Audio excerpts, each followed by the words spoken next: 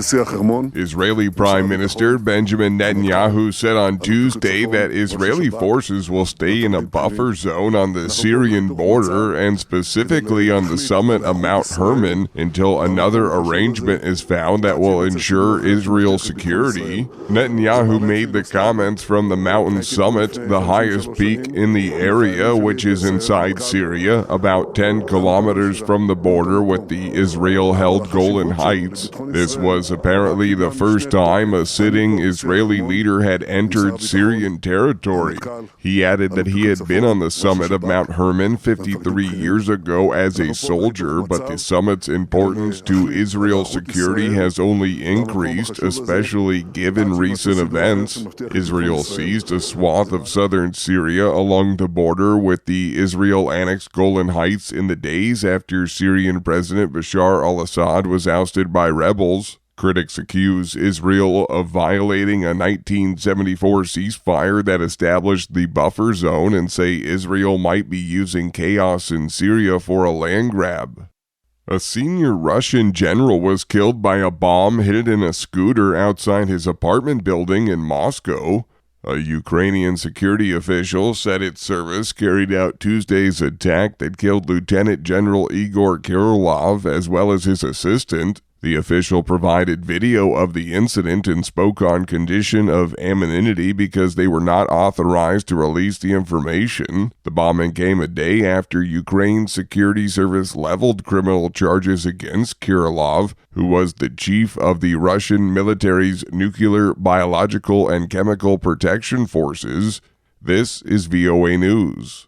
U.S. President-elect Donald Trump's promise to end the war in Ukraine quickly is triggering concern among Russia's neighbors. In Estonia, some fear a deal to end the war may strengthen Moscow. Elizabeth Chernev narrates this report from Ricardo Marquina on Estonia's border with Russia. Estonia has been a staunch supporter of Ukraine and has its own concerns about Russia's intentions. Those worries have risen following news reports, quoting advisors to U.S. President-elect Donald Trump as saying privately and publicly that they are considering plans that include trading peace for territory in Ukraine. Lise Muir is the defense counselor at the Estonian embassy in Washington. From our perspective, certainly, if Ukraine cannot enter the negotiations from a position of strength and Russia is able to gain territory, this will set a very bad precedent in terms of European security and will further embolden Moscow to take other steps in Europe to challenge NATO. On both sides of the border between Estonia and Russia, there are big questions about what 2025 and the new U.S. administration will mean for the outcome of the war in Ukraine and the future of Russia's other neighbors. For Ricardo Marquina in Narva, Estonia, Elizabeth Chernev, VOA News. A powerful magnitude 7.3 earthquake struck just off the coast of Vanuatu on Tuesday, causing widespread destruction in the South Pacific island nation. AP correspondent Charles De Ledesma reports. Dan McGarry, who's the Vanuatu Daily Post's media director, tells the Australian network AUBC the quake was one of the most severe to have hit in years. It's a stronger quake than I've ever experienced in my 21 years living in Vanuatu, and I've seen quite a few large ones. My wife said it was the largest one she had seen in her life. She, of course, is born in Vanuatu. McGarry adds at least one building collapsed in the centre of Port Vila, and there's certainly at least one fatality too. I'm Charles De Ledesma. Authorities in Mayotte say they are racing to stop hunger, disease, and lawlessness from spreading in the French overseas territory after last weekend's devastating cyclone, while Mozambique reported dozens of deaths from the storm. Reuters correspondent Alice Rizzo reports. In Mayotte, many parts of the islands remain inaccessible. Hundreds or even thousands are feared dead, according to French authorities. Mozambican officials say dozens have died. Deaths have also been reported in Malawi. Reuters correspondent Alice Rizzo.